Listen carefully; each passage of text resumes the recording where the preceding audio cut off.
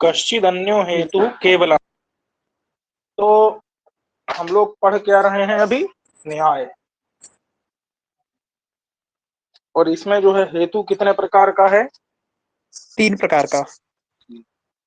3 प्रकार का। कौन कौन सा है? केवल अन्वयी, केवल व्यतिरेकी, अन्वय व्यतिरेकी। 3 प्रकार का हेतु है। जैसे केवलान्वयी का उदाहरण नहीं, अभी केवल व्यतिरेकी का उदाहरण क्या था? केवल व्यतिरेकी का उदाहरण था जीवत जीवत शरीरम सात्मकम प्राणादिमत्वात्। जी। तो यहाँ पर क्या है? जीवत शरीरम सात्मकम प्राणादिमत्वात् में जो प्राणादिमत्वात्, प्राणादि जो हेतु थे वो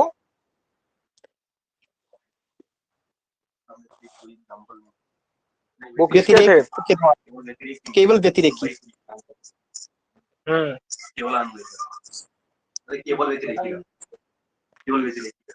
बात समझ में आ गई? और जितने भी लक्षण होते हैं, क्या जितने भी लक्षण हैं वे सब भी केवल व्यतिरेकी होते हैं। हाँ, जैसे बताओ, प्रमाकरणम पृथ्वी का लक्षण क्या है? गंधवत्वम। तो गंधवत्व क्या है? एक व्यतिरेकी, केवल व्यतिरेकी हेतु है। जी। प्रमाण का लक्षण क्या है? प्रमाकरणम प्रमाणम। तो प्रमाकरणत्व जो हेतु है वो केवल व्यतिरेकी हेतु है। और क्या था? गाय, गो का लक्षण क्या है? शासनादि मत्वम गोत्वम। आदिमत्व क्या है? गो का लक्षण। अरे भैया, केवल व्यतिरेकी। केवल व्यतिरेकी। जी समझ गए कि नहीं? जी गुरु जी। और 3 प्रकार के दोष होते हैं। जी। जब लक्षण आते हैं तो देखते हैं कि कोई दोष तो नहीं है। कितने प्रकार के दोष होते हैं? 3 प्रकार के। कितने प्रकार के दोष होते हैं? 3 प्रकार के। बोलो बोलो, फिर से बोलो। 3 प्रकार के दोष। 3 प्रकार के। 3 प्रकार के दोष होते हैं। कौन कौन से? अव्याप्ति, अतिव्याप्ति, असंभव।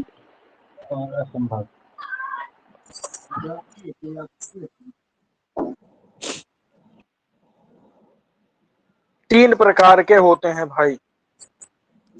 ठीक है? जी गुरु जी। तीसरा कौन सा गुरु जी? अव्याप्ति, अतिव्याप्ति और असंभव।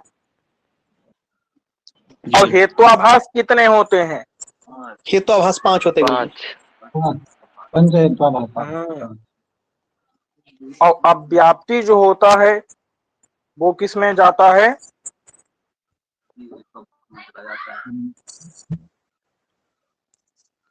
एक होता है भागा, एक होता है स्वरूपा सिद्ध। क्या? स्वरूपा सिद्ध। तो स्वरूपा सिद्ध में किसका अंतर्भाव होता है? अव्याप्ति का।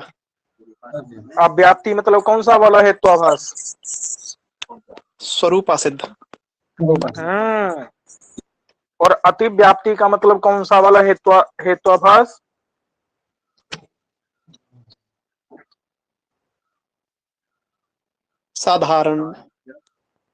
साधारण व्यभिचारी अथवा अनैकांतिक। जी। समझे कि नहीं? साधारण, अनैकांतिक। जी। और असंभव का किसमें होता है? यही विरुद्ध विरुद्ध में। समझ गए कि नहीं? कितने प्रकार के दोष होते हैं? जो संभावित दोष कौन कौन से हो सकते हैं? अव्याप्ति, अतिव्याप्ति और असंभव। और असंभव। और उनका वो किस किस हेत्वाभास में आ जाते हैं?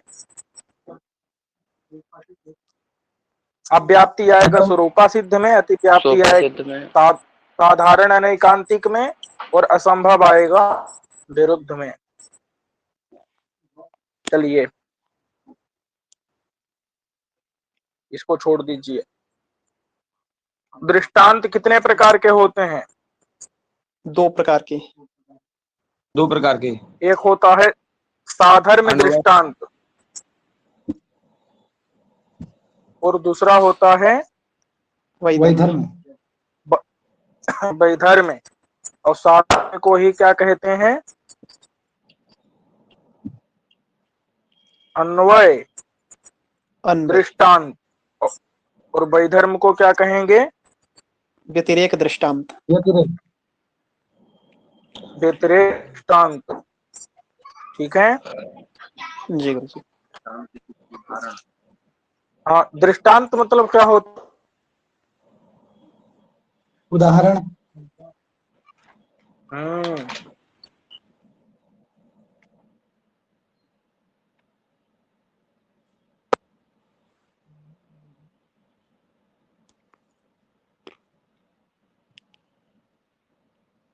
मेरी आवाज आ गुरु रही जी है क्या? जी आ रही है। अव्याप्ति, अतिव्याप्ति और असंभव का एक एक उदाहरण बता देंगे गुरु जी? वो याद नहीं रहा मुझे कौन कौन। हाँ बता देंगे, बता देंगे। जैसे ये एक बात बताइए, अभी हुआ क्या था?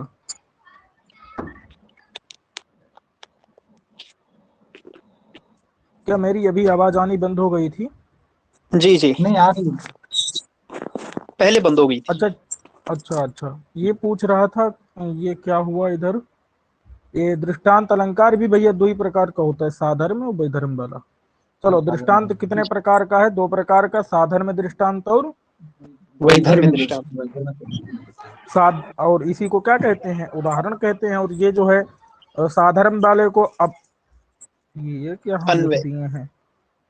अरे भाई अब बता दिया करो, हम तो अव्यय लिख दिए, आप लोग बताते नहीं हैं, इसे कैसे काम चलेगा?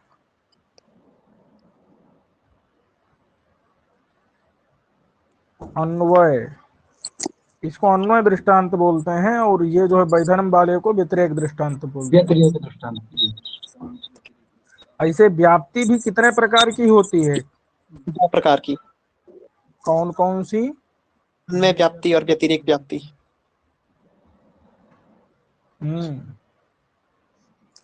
और एक और बात बता देते हैं, व्याप्ति के 2 भेद और होते हैं। एक है पूर्व पक्ष, एक है सिद्धांत पक्ष। सिद्धांत पक्ष। पूर्व पक्ष व्याप्ति का क्या है? जो व्याप्ति ही साध्य बदन्यस्मिन् असंबंधः उदाहृतः, ये है पूर्व पक्ष व्याप्ति। और सिद्धांत व्याप्ति का क्या है? हेतुमन्निष्ठ विरहा प्रतियोगिना साध्येन हेतोः ऐकाधिकरण्यम, व्याप्ति। ये जो है सिद्धांत व्याप्ति है। और अन्वय व्याप्ति में क्या होता है? साध्य पहले रहता है कि साधन रहता है? पहले साध्य रहता आप सब लिखते जाइएगा अपनी कॉपी में, नहीं तो भूल जाते हैं। हाँ, पहले क्या रहता है? यत्र यत्र है। धूमहा। तो धूम साध्य है क्या? साधन। नहीं, कौन कहा? कौन कहा था पहले साध्य रहता है? मैं ही बोला था गुरुजी। ऐसा आप क्यों किए? ये गलत इसी हो गया गुरुजी। साधन फिर साध्य। यत्र यत्र धूमः तत्र तत्र वह्नि। पहले साधन फिर हाँ, पहले यत्र यत्र से क्या लेते हैं? पहले यत्र यत्र हेतु। हेतु। हेतु का दूसरा नाम क्या है? व्याप्य। कारण। साधन। तत्र तत्र। हाँ बोलिए। ध्वनि थोड़ा कम है सर आपका।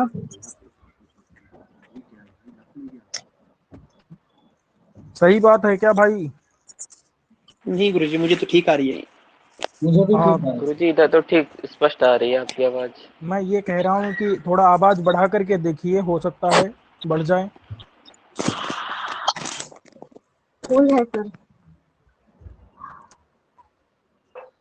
अच्छा,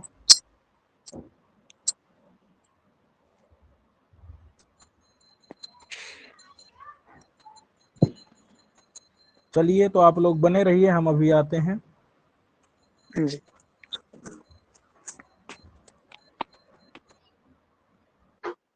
अन्वय व्याप्ति व्यतिरेक व्याप्ति। अन्वय व्याप्ति व्यतिरेक व्याप्ति। अन्वय व्याप्ति और व्यतिरेक व्याप्ति। तो अन्वय व्याप्ति में क्या होता है, पहले साधन पहले होता है, उसके बाद साध्य होता है। उदाहरण के लिए यत्र यत्र वह्निः, यत्र यत्र हेतु, हेतु का मतलब क्या होता है, कारण साधन। व्याप्य तत्र तत्र तत्र वह्निः, तत्र तत्र का मतलब साध्य।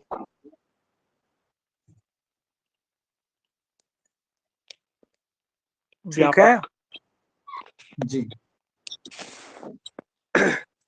और व्यतिरेक व्याप्ति में क्या होता है, पहले साध्य साध्य होता है, उसके बाद साधन होता है।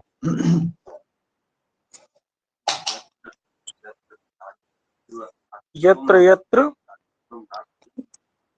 अग्न्याभाव वह्न्याभावः तत्र तत्र धूमाभावः। यत्र यत्र साध्याभावः, नहीं समझे, तत्र हेत्वभावः तत्र तत्र साधनभावः।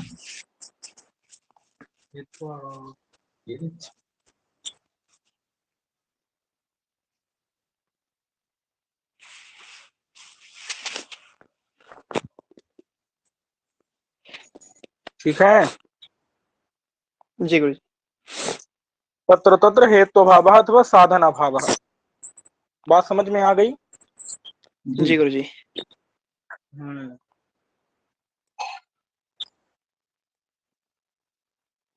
तो ये याद रखिएगा। जी। और यत्र वाला जो होता है वो व्याप्य होता है,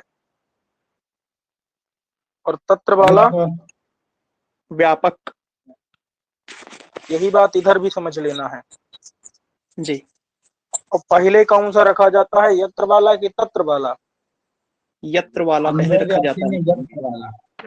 यत्र वाला। यत्र व्याप्य, समझ गए, मतलब हेतु अथवा साधन अथवा साध्याभाव, यही सब पहले रखा जाएगा। चलिए लिखते रहिएगा सब। कॉपी कलम कौन कौन लेकर के बैठा है, हाथ उठाए।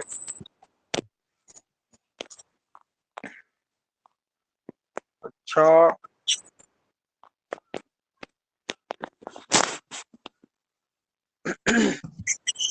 अब अगला प्रश्न ये है कि लिख कौन कौन रहा है, क्योंकि कॉपी कलम उठा करके तो हम भी बैठते हैं, लिखते थोड़ा ही कभी। तो ऐसा कौन कर रहा है? मैं लिख रहा हूँ गुरुजी। मतलब कॉपी कलम लेकर के तो बैठा है लेकिन लिख नहीं रहा है, वो व्यक्ति अपना हाथ उठाए।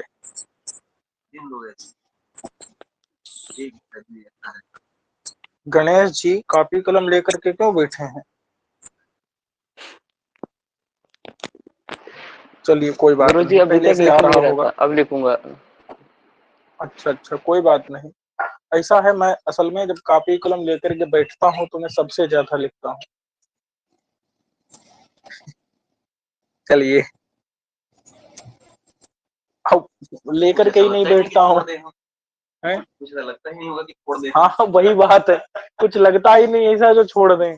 सबसे ज्यादा लिखते हैं लेकिन बैठते नहीं, इसीलिए कॉपी कलम लेकर के ज्यादातर।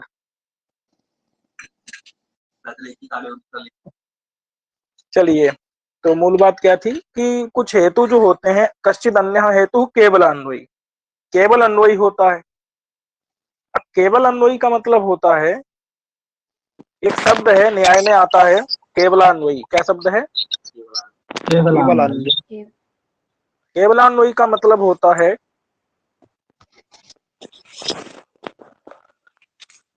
सब लिखें, जगह, सब जगह विद्यमान। केवलान्वयी माने क्या होता है? सब जगह विद्यमान। सब जगह विद्यमान। याद रखना, ये केवलान्वयी शब्द का क्या है? सब जगह जगह विद्यमान। विद्यमान। ये केवलान्वयी का अर्थ होता है। जैसे शब्दों अभिधेया प्रमेयत्वात्, तो यहाँ जो प्रमेयत्व है क्या है? प्रमेयत्व। और एक शब्द है और एक अभिधेय है, जी। तो पक्ष क्या है यहाँ पर? शब्द। शब्द। और अभिधेयत्व क्या है? सब साधन। साध्य। साध्य। और हेतु क्या है? साध्य प्रमेय। और प्रमेय है। प्रमेयत्वात् हेतु। प्रमेयत्व। बात समझ में आ गई? जी। जी गुरु जी। जी। अब दो चीजें और खोजी जाती हैं तुरंत। सपक्ष विपक्ष। सपक्ष और विपक्ष। तो भैया साध्य क्या था? अभिधेयत्व। अभिधेयत्व का मतलब होता है जिसको हम कह सकें, कह सकें। और प्रमेयत्व मतलब वो होता है जिसको ईश्वर जान सके। जान सके। जी। प्रमेयत्व मतलब क्या होता है? जिसको ईश्वर जान सके। कह जान सके। भाई प्रमेयत्व माने क्या होता है? जिसको ईश्वर जान सके। और जान सके। अभिधेयत्व का मतलब होता है जिसको हम कह सकें। कह सके। नाम सबका नाम होता है, ऐसा कोई चीज है ही नहीं जिसका नाम नहीं। अभिधेय होता है तो प्रमेय होता है। समझे कि नहीं? सब अभिधेय होता है और सभी प्रमेय।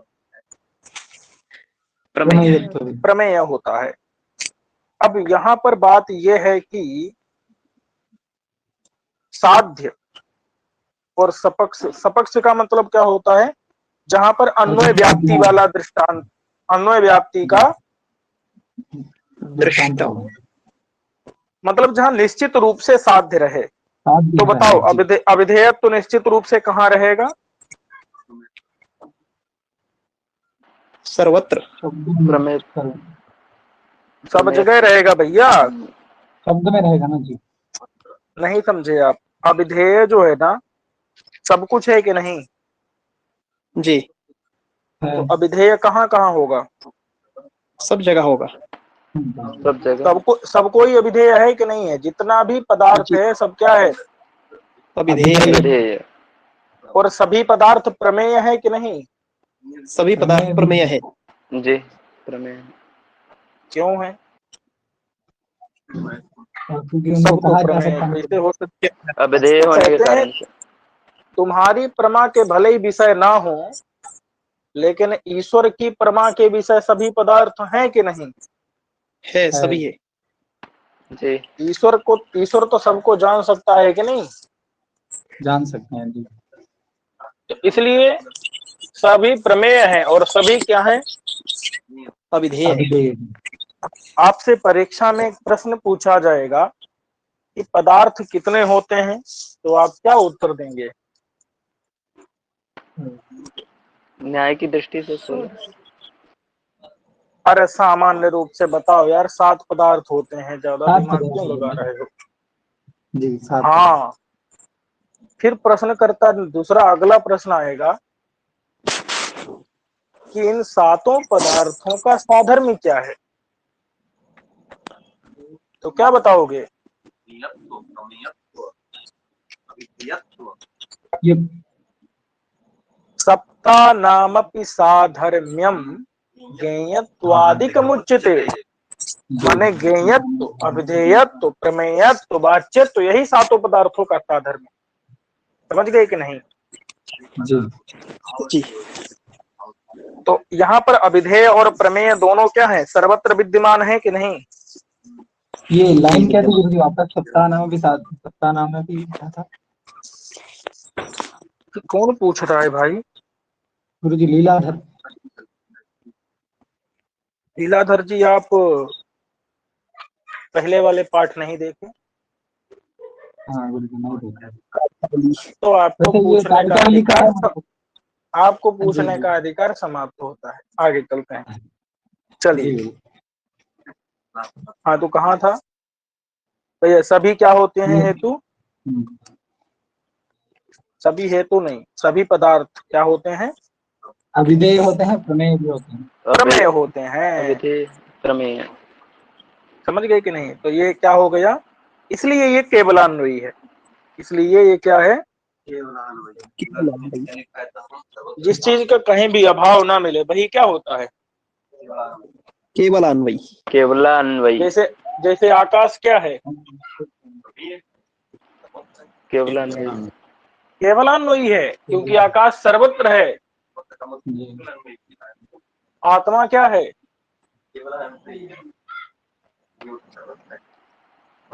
आत्मा भी केवलान्वयी है। केवलान्वयी है, क्योंकि सभी जगह है।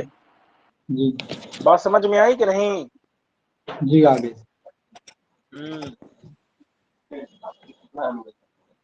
चलिए,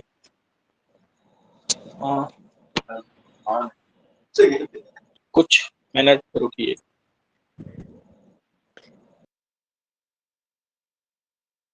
सपक्ष खोजना है और विपक्ष खोजना है, यही है ना? सपक्ष किसे कहते हैं, जिधर साध्य का संदेह हो वो पक्ष होता है, जहां निश्चय हो वो सपक्ष, और जहां पर अभाव का निश्चय हो वह विपक्ष होता है। तो ये बताओ पक्का पक्का कि कहाँ पर साध्य, मतलब जो अभिधेय है उसका अभाव कहाँ पर मिलेगा, निश्चित रूप से कहाँ मिलेगा? बोलिए। कहीं भी नहीं मिलेगा। निश्चित रूप से इस साध्य का, अभिधेयत्व का अभाव कहीं पर मिलेगा क्या? नहीं मिलेगा। बात समझ में आ रही है कि नहीं? क्योंकि सभी तो अभिधेय होते हैं, जी। इसलिए कहीं भी इसका विपक्ष नहीं मिलेगा। बात समझ में आई कि नहीं? इसका विपक्ष नहीं मिलेगा। जी। और पक्ष तो मिल जाएगा, नहीं पक्ष तो मिलेगा, क्योंकि शब्द में संदेह हो गया ना। अगर पक्ष भी नहीं मिलेगा ना तो कौन सा हेत्वाभास होगा बताओ?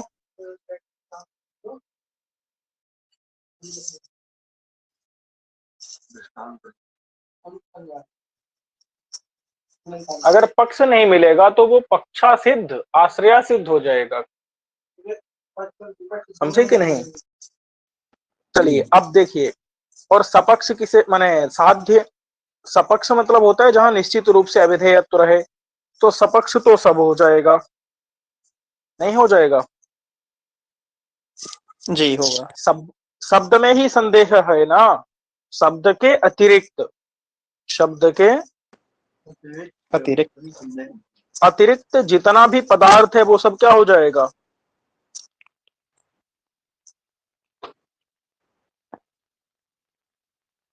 सपक्ष हो जाएगा। बस शब्द सपक्ष नहीं होगा, क्यों? क्योंकि शब्द में क्या हो गया है, संदेह है। संदेह हमको साध्यवान। अविधेय का, हाँ संदेह हो गया है अविधेयत्व का, साध्य का, सपक्ष में, शब्द में, माने शब्द में, इसलिए वो तो पक्ष बन गया, तो वो तो सपक्ष नहीं हो सकता। उसके अतिरिक्त जितना भी पदार्थ है सभी जगह निश्चित है कि हमको पता है कि अविधेयत्व है, इसलिए वह सभी पदार्थ अविधेयत्व उसमें निश्चित रूप से होने से सभी पदार्थ सपक्ष के रूप में हमको समझ आ जाएगा, मतलब उदाहरण हो जाएगा सपक्ष का। अब यहाँ पर बात चल रही थी कि विपक्ष नहीं है। विपक्ष क्या होता है, व्यतिरेक व्याप्ति का दृष्टांत ही क्या होता है, विपक्ष होता है।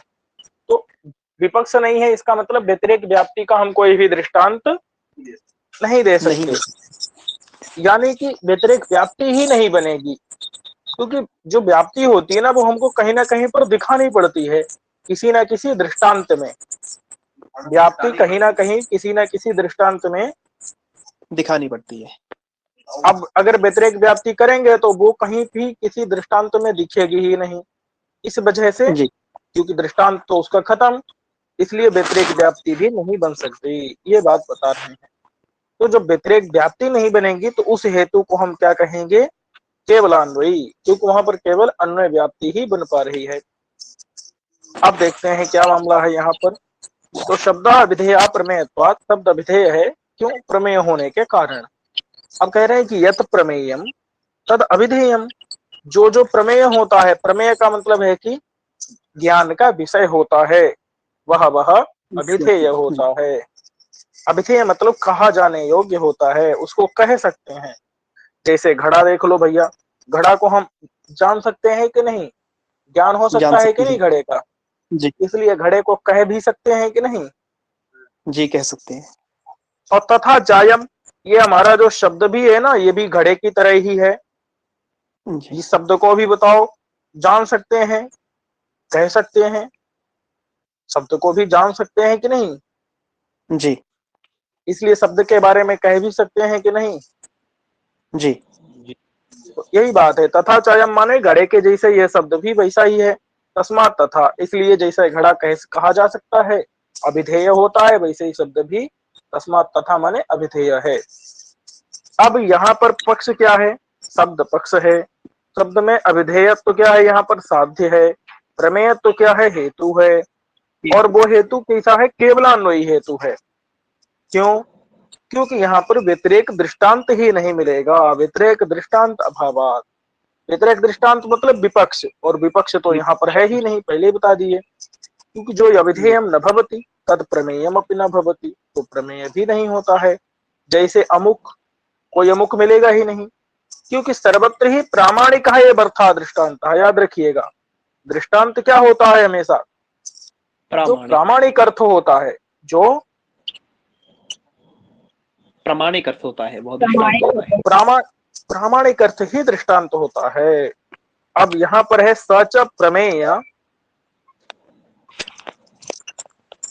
और वो क्या होना चाहिए, प्रमेय हो और अभिधेय हो। एक मिनट, कुछ इधर उधर हो जा रहा है क्या, नहीं देखो, कह रहे हैं कि सब जगह प्रामाणिक अर्थ दृष्टांत होता है, और जितना भी प्रामाणिक अर्थ है वो प्रमेय है कि नहीं, जी वो सब ज्ञान का विषय है, और वो सभी अभिधेय भी है। इसलिए हम ये नहीं कह सकते कि यद अभिधेयम न भवति तद प्रमेयम अपि न भवति।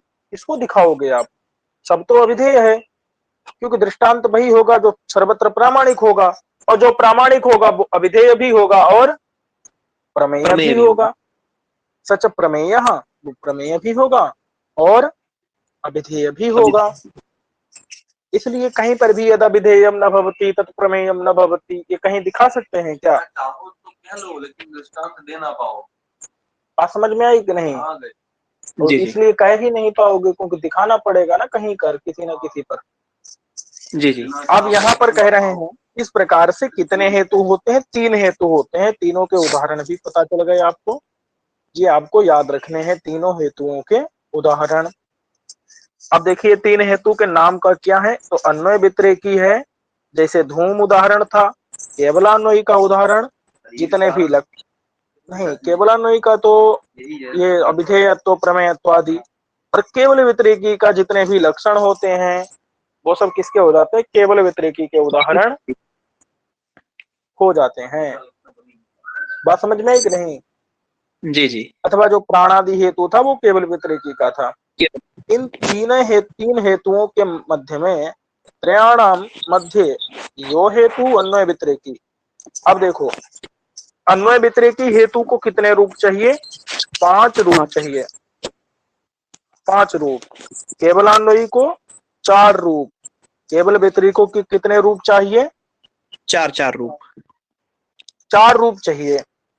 तो जो अन्वय व्यतिरेकी हेतु भवति सह पंचरूपोपन्नः एव, 5 रूप से युक्त होकर के ही स्वसाध्यम साधयितुम क्षमते, अपने साध्य को सिद्ध कर सकता है। बात समझ में आ गई। जो जी अन्वय व्यतिरेकी हेतु होता है वह अपने साध्य को, जब वह 5 रूप होंगे उसके पास, तभी वह अपने साध्य को सिद्ध करने में सक्षम होगा। न तो एकेनापि रूपेण हीनः, एक भी रूप से अगर वो हीन हो गया तो अपने साध्य को सिद्ध नहीं कर पाएगा। वो 5 रूप कौन से हैं, तो ये आपकी कॉपी में होने चाहिए लिखे। जी जी पक्ष धर्मत्व, सपक्षे सत्वम, विपक्षाद व्यावृत्ति, अबाधित विषयत्वम, असत प्रतिपक्षत्वम च। कौन कौन से हैं 5 रूप, पक्ष धर्मत्वम पक्षसत्वम विपक्षवत् व्यावृत्तेहि अबाधित विषयत्वम असत् प्रतिपक्षत्वम। और कोई बोले? पक्षसत्वम, सपक्षसत्वम, विपक्ष व्यावृत्ति, अबाधित विषयत्वम और असत प्रतिपक्षत्वम, ये 5 हो गए। कहीं कहीं पर धर्मत्वम की जगह भी सत्वम ही लिखा है। सत्वम जी। धर्मत्वम और सत्वम का मतलब एक ही होता है, होना, में होना। तो पक्ष में भी होना चाहिए हमारा हेतु, होना चाहिए कि नहीं जी जी। क्योंकि अगर पक्ष में ना हुआ, अगर पक्ष में ना हुआ तो स्वरूपा सिद्ध हो जाएगा। क्या हो जाएगा? स्वरूपा सिद्ध। समझे कि नहीं? जी। और सपक्ष में भी हमारा हेतु, हाँ हेत्वाभास होगा, और सपक्ष में भी हमारा हेतु होना चाहिए, क्योंकि अगर सपक्ष और विपक्ष में न रहा, पक्ष मात्र में ही रहा, भास हो जाए तो कौन सा होगा? असाधारण अनैकांतिक होगा। जी। असाधारण अनैकांतिक हो जाएगा। और विपक्षाद व्यावृत्ति होनी चाहिए, विपक्ष में रहना नहीं चाहिए, क्योंकि अगर विपक्ष में रह गया, ये वाला नहीं रहा, विपक्ष से व्यावृत्ति मतलब विपक्ष में नहीं रहा, ऐसा ना हुआ, और अभी तो विपक्षे सत्वम हो गया, तो भैया साधारण हेत्वाभास हो जाएगा, साधारण अनैकांतिक हेत्वाभास जी। और अबाधित विषयत्वम का मतलब है उसका बाध नहीं है, उसका जो विषय है, विषय मतलब होता है साध्य। विषय कैसे कहते हैं? साध्य को। और उस साध्य का बाध होना नहीं चाहिए, नहीं चाहिए। अगर हो गया तो कौन सा हेत्वाभास हो जाएगा? काला बाध नाम, बाध भी कहते हैं और उसको कालात्ययापदिष्ट भी कहा जाता है।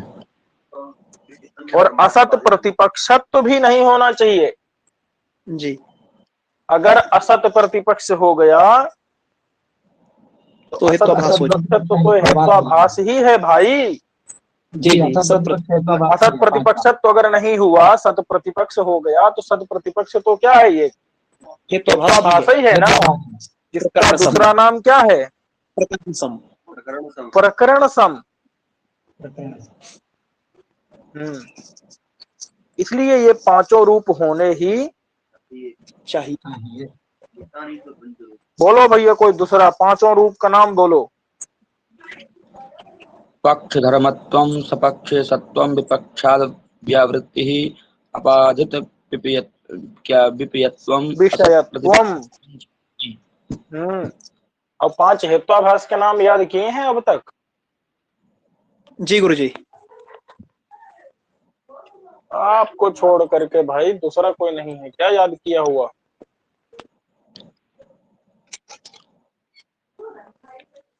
कारिका में उसके लिए बड़ी हेत्वाभास भाई नाम, लक्षण, उदाहरण सब याद करने होंगे। कब करेंगे आप लोग? परीक्षा के बाद में करेंगे क्या याद?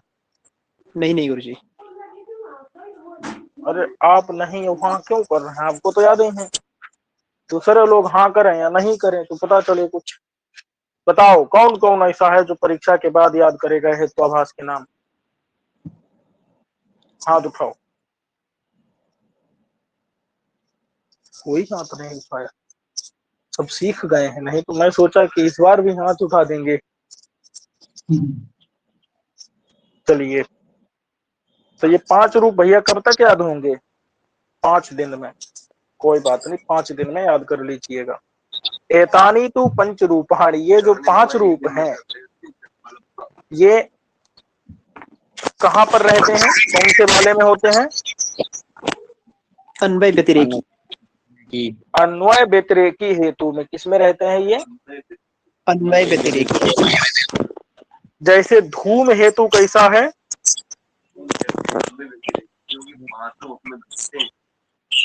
धूम हेतु कैसा है? अन्वय व्यतिरेकी। अन्वय व्यतिरेकी है। ये जो 5 रूप हैं वो धूम हेतु में रहते हैं। क्यों? क्योंकि धूम हेतु कैसा है? अन्वयी व्यतिरेकी।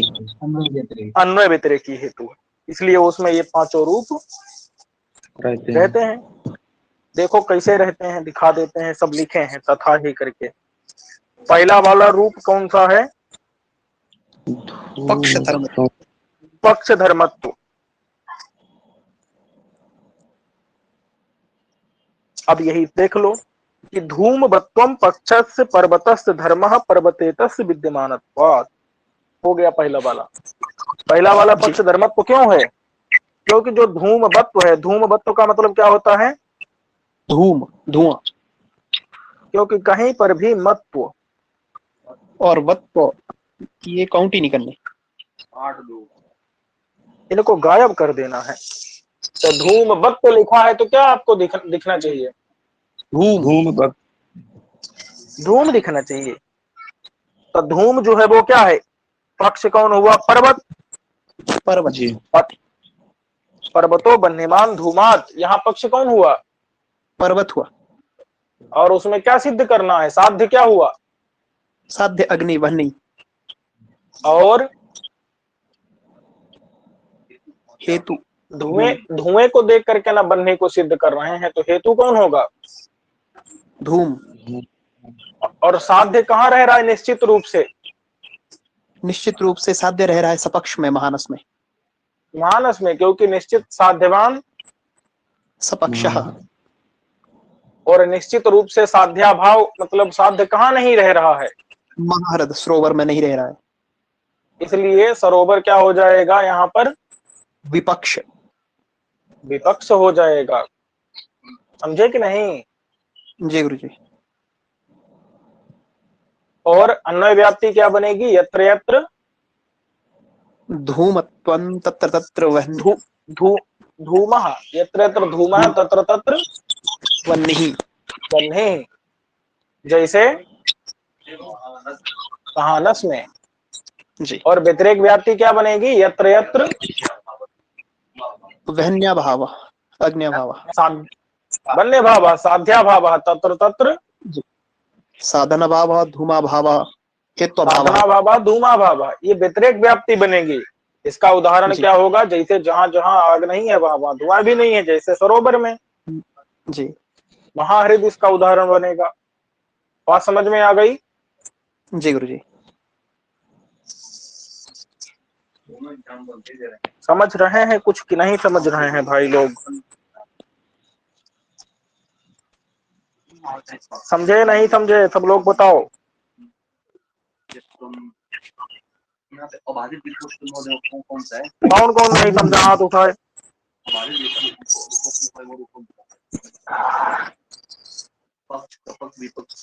बताओ, पर्वत में अग्नि का कोई बाध है क्या वहां? जी नहीं है। पर्वत में संदेह है, लेकिन पर्वत में क्या बाध है क्या? बाध मतलब निश्चित रूप से पता है क्या आपको? बात नहीं। बाध नहीं है। अच्छा बताओ, विपक्ष कौन हुआ? पर्वतो वन्यमान धूमात में विपक्ष कौन हुआ? महाहृद। महाहृद माने सरोवर। सरोवर विपक्ष है। और उसमें बताओ हेतु रह रहा है क्या? धूम हेतु। जी नहीं। और पक्ष में पर्वत में रह रहा है कि नहीं? रह रहा है जी। और सपक्ष महानस में भी रह रहा है। जी। समझ गए कि नहीं?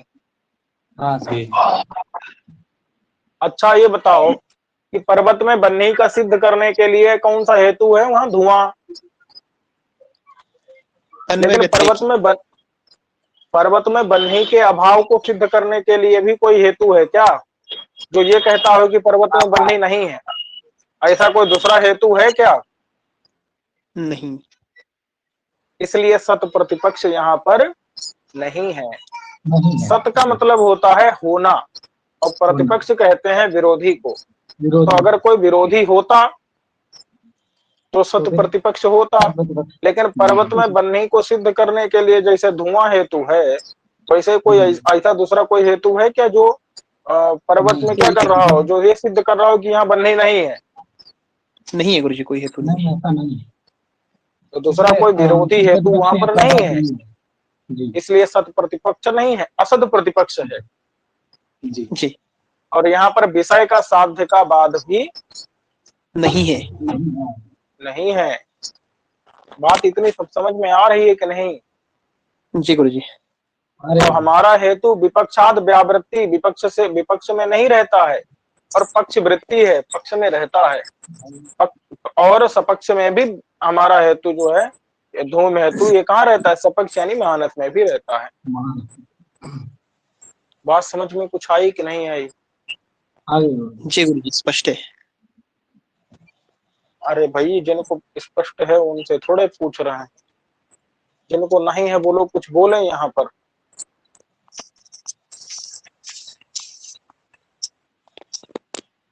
जो कई दिन से पढ़ रहे हैं लेकिन पता नहीं चल रहा है कुछ भी, ऐसे लोग बताएं। अब जो नए नए हैं भाई, जैसे लीलाधर जी, आ गया गुरुजी समझ में। तो उनसे थोड़े कुछ कहेंगे।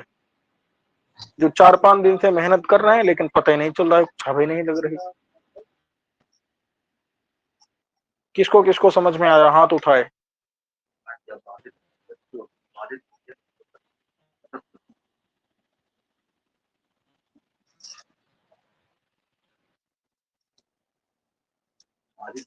चलिए भाई, आगे चलते हैं, ध्यान दीजिएगा। तो यहाँ बात क्या चल रही थी? धूम जो है वो पक्ष यानी पर्वत का धर्म है, पर्वत में है। पर्वते तस्य विद्यमानत्वात्, क्योंकि धूम जो है वो पर्वत में विद्यमान है, इसलिए पहला वाला जो पक्ष धर्मत्व था वो वाला चला गया। अब जरा दूसरा वाला देख लो रूप। दूसरा रूप क्या था? सपक्षे सत्वम। सपक्षे सत्वम। तो जो धूम हेतु है वो सपक्षे सत्वम माने, सपक्षे मतलब महानस। महानस में। सत्वम, सत्वम माने सद माने विद्यते। तो बताओ सपक्ष महानस में धूम हेतु है कि नहीं है? जी गुरुजी, विद्यमान है। विद्यमान है। और विपक्षात महाहृदात, विपक्ष कौन हुआ? महारथ। तो उससे व्यावृत्ति भी है कि नहीं है? यानी कि उत्तत्व नास्ति, उसके अंदर नहीं है। उसके अंदर धूम हेतु नहीं है। समझ गए कि नहीं? जी जी समझ। देखो यहाँ पर ध्यान दो, अन्वय व्यतिरेकी, केवलान्वयी, केवल व्यतिरेकी, 3 प्रकार के हेतुओं के मध्य में अन्वय व्यतिरेकी हेतु जो होता है वो पक्ष सत्व, सपक्ष सत्व, विपक्षा सत्व, अबाधित विषयत्व और असत प्रतिपक्षत्व, 5 रूपों से युक्त होकर के ही सद हेतु होता है, नहीं तो दुष्ट हो जाता है और अपने साध्य का साधन करता है। समझे कि नहीं? वो 5 रूपों में एक रूप से भी अगर हीन हो गया, असद हेतु हो गया, तो साध्य का साधन नहीं रहता, नहीं कर सकता। अब अग्नि का अनुमापक हेतु कौन है? धूम हेतु। वो पर्वत में रहने के कारण पक्ष सत्व भी है, महानस माने कि सपक्ष में रहने के कारण सपक्ष सत्व भी है, और जलाशय यानी कि महाहृदय में न रहने के कारण क्या हो जाएगा? विपक्ष असत्य, विपक्ष में नहीं रह रहा है। और बताओ पक्ष में, पर्वत में उसका विषय मतलब, विषय माने क्या होता है? साध्य, अग्नि। अग्नि, तो बताओ उसके अभाव का निश्चय है क्या किसी प्रमाणांतर से? वहां पर नहीं नहीं है, वहां पर निश्चित थोड़े ही अभाव, इसलिए अबाधित विषयत्व। और असत प्रतिपक्ष भी है, क्यों? क्योंकि अपने साध्य जो उसका अग्नि है, उसके अभाव का साधक कोई दूसरा हेतुअंतर है क्या वहां पर? नहीं, पक्ष में नहीं है, इसलिए असत प्रतिपक्ष है। इसलिए ये सद्धेतु है और पर्वत में अग्नि का साधन करता है। यही बात यहाँ भी लिखी है। ऐसे अबाधित विषयत्व भी है धूमवत्तम, क्यों? क्योंकि धूम जो है ना, उसका विषय क्या है? धूम हेतु हो, धूम हेतु का विषय क्या है? अग्नि। साध्य। विषय मतलब क्या होता है? साध्य। तो साध्य धर्म कौन है धूम का? अग्नि। और मत तो बतवाए तो काट देना है, अग्नि है। जी। और बताओ वो केनापि प्रमाणेन न बाधितम, वो किसी भी प्रमाण से बाधित है क्या? नहीं है। नहीं। अग्नि का बाध हुआ है क्या? नहीं हुआ है। इसलिए न खंडितम, खंडित नहीं है, इसलिए अबाधित विषयत्व भी चला जाता है और असत प्रतिपक्षत्व भी चला जाता है। असत मतलब असन यो प्रतिपक्षः यस्य, जिसका कोई प्रतिपक्ष माने विरोधी हेतु नहीं हो, वो होता है असत प्रतिपक्ष। तो धूमवत्व हेतु हमारा ऐसा है जिसका कोई विरोधी हेतु नहीं। नहीं। तथा ही माने क्योंकि, क्योंकि विरोधी हेतु किसे कहते हैं, प्रतिपक्ष किसे कहते हैं? जो साध्य के विपरीत साधक दूसरा हेतु हो। साध्य विपरीत साधकम हेत्वंतरम सत प्रतिपक्ष। प्रतिपक्ष। प्रश्न आएगा आपसे क्या कि को नाम है प्रतिपक्ष? तो साध्य विपरीत साधकम हेत्वंतरम प्रतिपक्ष। प्रतिपक्ष। ऐसा हेतु हेत्वंतर हो जो दूसरा हेतु हो जो क्या करे, साध्य से विपरीत को साधक को सिद्ध करे। जी। साध्य से विपरीत को सिद्ध करे। पर्वत में अग्नि को सिद्ध करे धुआं, और पर्वत में कहे कि अग्नि नहीं है, कोई दूसरा हेतु आ जाए, जैसे जल। जल होगा अगर बताओ तो अग्नि होगा? नहीं हो। नहीं होगा। कोई कहे पर्वतः बन्नी अभाववान जलात, पर्वत में बन्नी नहीं है जल होने के कारण, तो वहां पर क्या हो जाएगा? वो असत प्रतिपक्ष। जल हेतु उसका प्रतिपक्ष हो जाएगा। तब फिर वो असत प्रतिपक्ष हो पाएगा क्या? नहीं हो पाएगा, वो सत प्रतिपक्ष हो जाएगा। सत प्रतिपक्ष क्षम्यता। तो साध्य के विपरीत को अगर सिद्ध करने वाला हेतुअंतर आ जाए तो प्रतिपक्ष। और ध्यान दीजिएगा, अगर साध्य का विपरीत साधक दूसरा हेतु नहीं वही हेतु हो जाए, साध्य का विपरीत साधक अगर वही हेतु हो जाए, तो वहां होता है विरुद्ध। जी। वहां कौन सा होता है? विरुद्ध।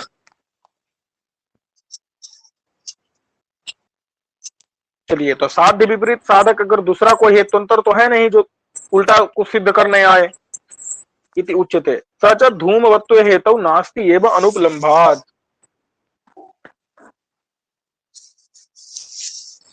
समझे कि नहीं? धूमवत्व माने धुआं हेतु ऐसा है उसमें कोई भी प्रतिपक्ष नहीं है। धूमवत्व हेतु धुआं हेतु में नास्ति एवं नहीं है। क्यों? अनुपलम्भात्, क्योंकि उपलब्ध नहीं होता है। इस प्रकार से 5 रूप जो है वो कहाँ रह रहे हैं? धूम हेतु में। धूम हेतु में रह रहे हैं। इसलिए ये जो धूमवत्व है वो धूमवत्व क्या है? अग्नि का गमक है, अग्नि का साधक है। समझे कि नहीं?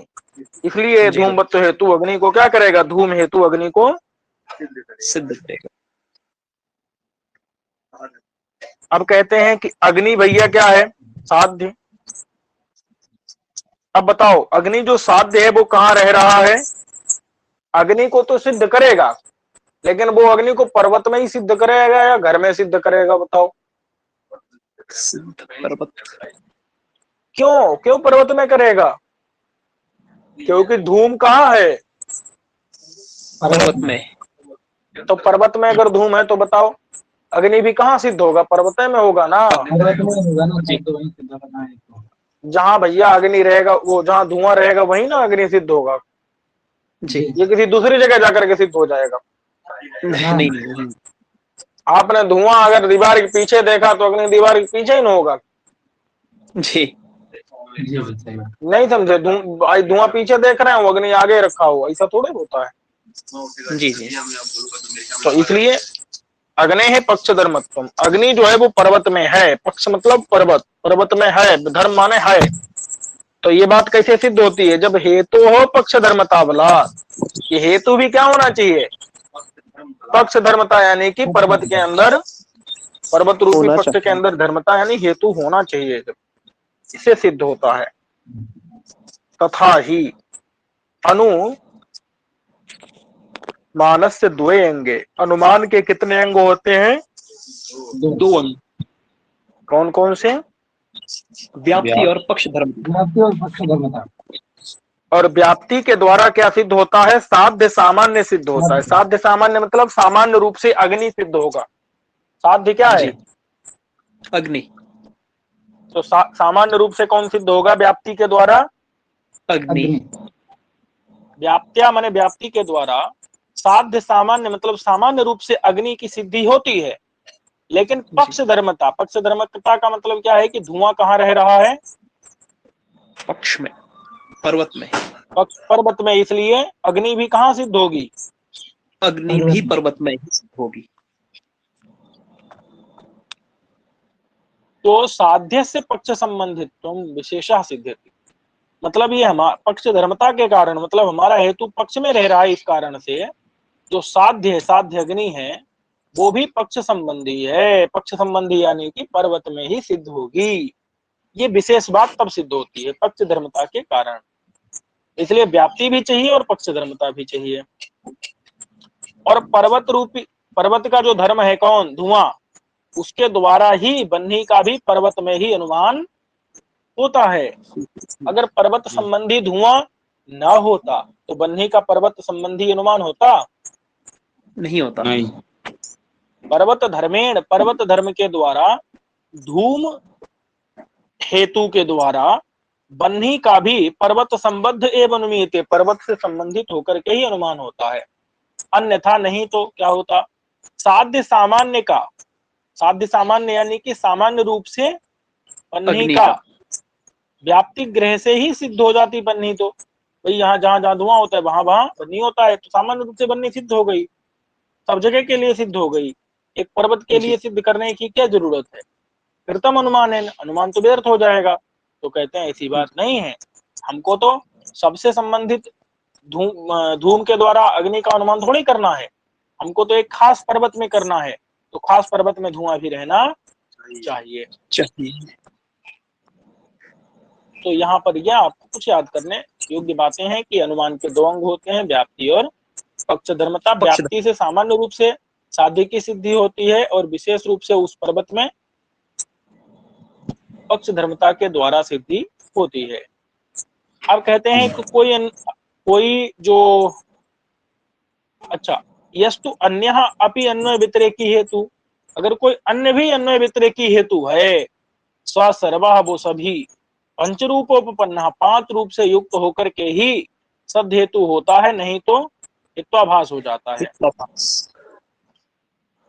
कोई भी अगर क्या है,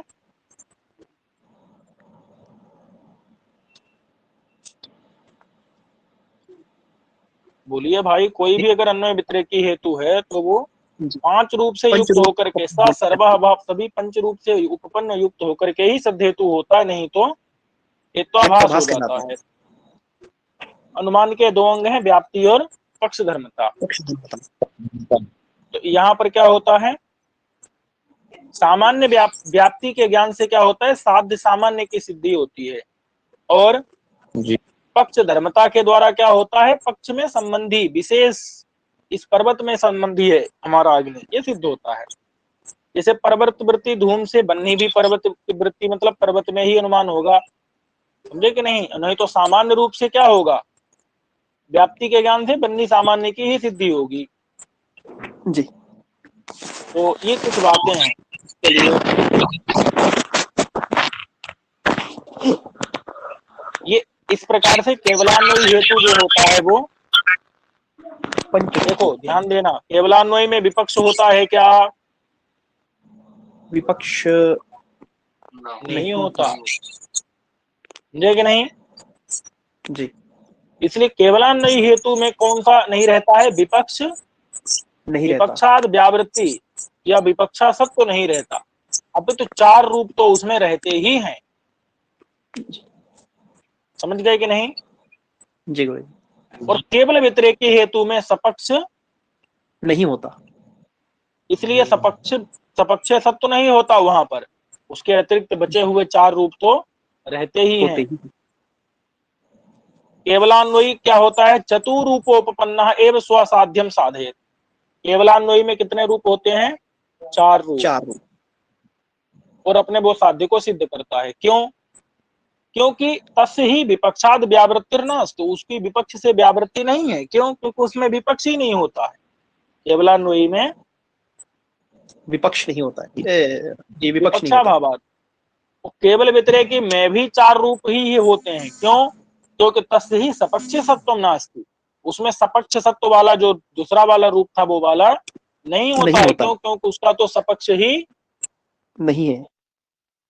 कहते हैं कि भैया ये पक्ष कौन किसे कहते हैं, सपक्ष किसे कहते हैं और विपक्ष किसे कहते हैं? बात समझ में आ गई कि नहीं? जी गुरुजी। उच्यन्ते बता रहे हैं क्या? संदिग्ध साध्य धर्माधर्मी पक्ष हरता होना चाहिए आपको। ये क्या याद होना चाहिए? धर्माधर्मी पक्ष। जैसे पक्ष किसे कहते हैं? जहां पर साध्य का क्या हो?